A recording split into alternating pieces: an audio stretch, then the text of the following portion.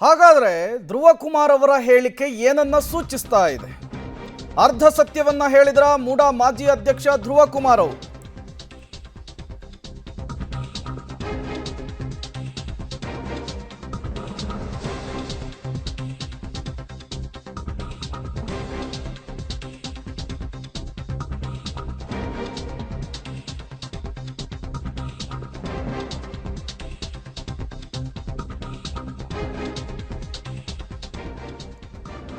ಧ್ರುವ ಕುಮಾರ್ ಸಹಿಯೊಂದಿಗೆ ಸಭೆಗೆ ತಿಳಿಸಿದಂತಹ ದಾಖಲೆ ಲಭ್ಯವಾಗಿದೆ.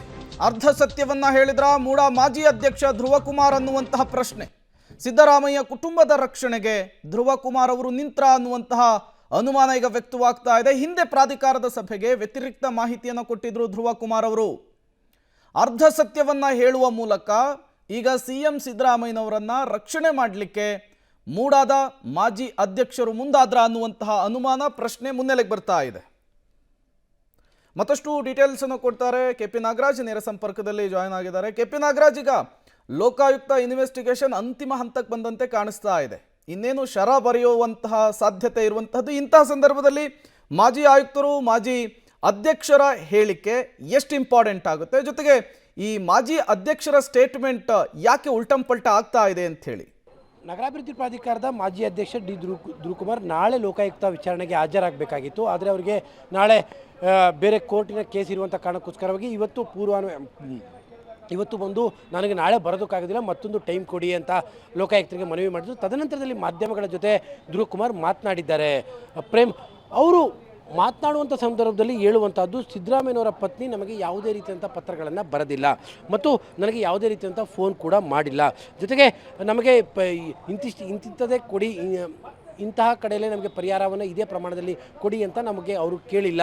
ಆದರೆ ನಾನೇ ಒಂದು ಹಂತದಲ್ಲಿ ಭೂಮಿಯನ್ನು ಕೊಡೋದಕ್ಕೆ ಮುಂದಾಗಿದ್ದೆ, ಅದನ್ನು ಮುಖ್ಯಮಂತ್ರಿಗಳು ಬೇಡ ಅಂದರು ಅನ್ನುವಂಥ ಮಾತನ್ನು ಹೇಳ್ತಾರೆ. ಅದು ಒಂದು ರೀತಿಯಾಗಿ ಅರ್ಧ ಸತ್ಯದ ರೀತಿಯಲ್ಲಿ ಕಾಣ್ತಾ ಇದೆ. ಯಾಕೆಂದರೆ ನಮಗೆ ಸಿಗ್ತಾ ಇರುವಂತಹ ಡಾಕ್ಯುಮೆಂಟ್ನ ಪ್ರಕಾರವಾಗಿ ಪ್ರೇಮ್ ಅದರಲ್ಲಿ ಒಂದು ಅಂಶವನ್ನು ಸ್ಪಷ್ಟವಾಗಿ ಹೇಳಲಾಗ್ತಾ ಇದೆ. ಸಿದ್ದರಾಮಯ್ಯನವರ ಪತ್ನಿ ಪಾರ್ವತಿಯವರು ಬದಲಿ ಮಾರುಕಟ್ಟೆ ದರದ ಪರಿಹಾರದ ಹಣಕ್ಕೆ ಒಪ್ಪುತ್ತಾ ಇಲ್ಲ, ಅಂದರೆ ಮಾರುಕಟ್ಟೆ ದರಕ್ಕೆ ಅದಕ್ಕೆ ಒಪ್ತಾ ಇಲ್ಲ, ಬದಲಿ ಜಮೀನು ಬೇಕೆಂದು ಅವರು ಒತ್ತಾಯಿಸಿದ್ದಾರೆ ಅಂತ ಧ್ರುವ ಕುಮಾರ್ ಅವರೇ ತಿಳಿಸಿರುವಂತಹ ಅಧಿಕೃತವಾದಂತಹ ಪತ್ರ ಅದು. ಹಾಗಾಗಿ ಒಂದು ರೀತಿಯಾಗಿ ಅರ್ಧ ಸತ್ಯವನ್ನು ಧ್ರುವ ಕುಮಾರ್ ಅವರು ಮಾಧ್ಯಮಗಳ ಮುಂದೆ ಹೇಳಿರುವಂಥದ್ದು. ಮಾಧ್ಯಮಗಳ ಮುಂದೆ ಏನು ಹೇಳ್ತಾರೆ ಬಿಡ್ತಾರೆ ಅದಾಮೇಲಿನ ಪ್ರಶ್ನೆ. ಲೋಕಾಯುಕ್ತದ ವಿಚಾರಣೆ ಸಂದರ್ಭದಲ್ಲಿ ಧ್ರುವ ಕುಮಾರ್ ಹೇಳುವಂತಹ ಸ್ಟ್ಯಾಂಡ್ಗಳನ್ನು, ಯಾಕೆಂದರೆ ಇಡೀ ಪ್ರಕರಣದಲ್ಲಿ ಧ್ರುವ ಕುಮಾರ್ ಅವರು ಅಧ್ಯಕ್ಷರು ಆಗಿದ್ದಂಥ ಸಂದರ್ಭದಲ್ಲಿ ಮುಖ್ಯಮಂತ್ರಿಗಳು ಪದೇ ಪದೇ ಇದನ್ನು ಹೇಳ್ತಾ ಇದ್ರು. ಪ್ರೇಮ್, ಧ್ರುವ ಕುಮಾರ್ ಅವರೇ ನನಗೆ ಬದಲಿ ನಿವೇಶನಗಳನ್ನ ಕೊಡ್ತೇನೆ ಅನ್ನುವಂಥದ್ದನ್ನು ಹೇಳಿದರು. ಆದರೆ ನಾನು ಮುಖ್ಯಮಂತ್ರಿ ಆಗಿರುವ ತನಕವೂ ಕೂಡ ನನಗೆ ಪರಿಹಾರ ಬೇಡ ಅಂತ ನಾನು ಹೇಳಿದ್ದೆ ಅನ್ನುವಂಥದ್ದನ್ನು ಮುಖ್ಯಮಂತ್ರಿಗಳು ಈ ಹಿಂದೆಯೂ ಕೂಡ ಪದೇ ಪದೇ ಹೇಳಿದರು. ಆದರೆ ಒಂದು ವರ್ಷ ಮಾತ್ರ ಈ ವಿಚಾರದಲ್ಲಿ ಈಗ ಬದಲಾದಂತೆ ಕಾಣ್ತಾ ಇದೆ. ಆದರೆ ಲೋಕಾಯುಕ್ತರ ವಿಚಾರಣೆ ಸಂದರ್ಭದಲ್ಲಿ ಯಾವ ರೀತಿಯಾಗಿ ಹೇಳಿಕೆಗಳನ್ನ ಕೊಡ್ತಾರೆ, ಡಾಕ್ಯುಮೆಂಟ್ನ ಪ್ರೆಸೆಂಟ್ ಮಾಡ್ತಾರೆ ಅನ್ನುವಂಥದ್ದು ಮುಖ್ಯವಾಗುತ್ತೆ. Prem. Okay, thank you KP Nagaraj ತಮ್ಮೆಲ್ಲ ಮಾಹಿತಿಗಾಗಿ.